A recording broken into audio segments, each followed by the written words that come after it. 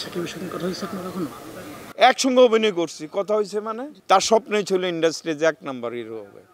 তার ছোটোকাল থেকে তার স্বপ্নই ছিল। সে অনেক কষ্ট করছে ভাই, তার জীবনে যে কষ্টগুলো আমি তো নিজে দেখছি, আমি নিজেই দেখছি তার কষ্টগুলো। সে হলো আজিজ রেজার কিন্তু আপন খালাতো ভাইও না, কিন্তু খালাতো ভাই ডাইকে এই জায়গায় আশ্রয় নিয়েছিল যাতে ওনার দ্বারা যেন ডিরেক্টর যারা ছিল এদেরকে যেন ওনাকে যেন চিনে।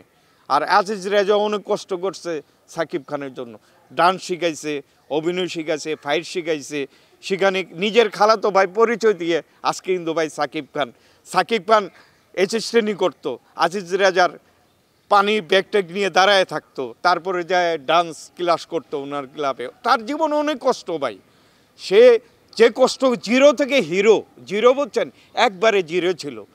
তার তো আগের তো আজিজ রেজা উস্তাদ অনেক স্টিলগুলো ছাড়ে না, উনি কিন্তু এরকম সুন্দর ছিল, লম্বা ছিল, কিন্তু স্বাস্থ্য খুব কষ্টে থাকলে তো স্বাস্থ্য থাকে না ভাই, তো জানেন নেয় তো খোঁজ নাই। ওনার হার্ট সার্জারি করলো, ফোন দিয়ে খোঁজ খবর নিল না। তারপরে তো বলে যে ভাইয়া কী লাগবো আমাকে বলেন আমি দমু।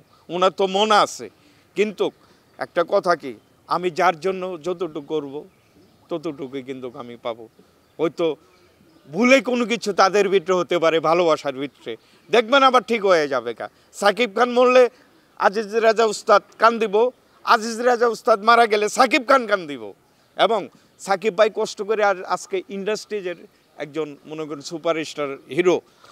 তা তার উদ্দেশ্য আমি বলছি, ভাইয়া আপনি তো সুপারস্টার, আপনার সাথে 2-3 নতুন হিরো কাস্টিং করে গল্পভিত্তিক ছবি নির্মাণ করুক।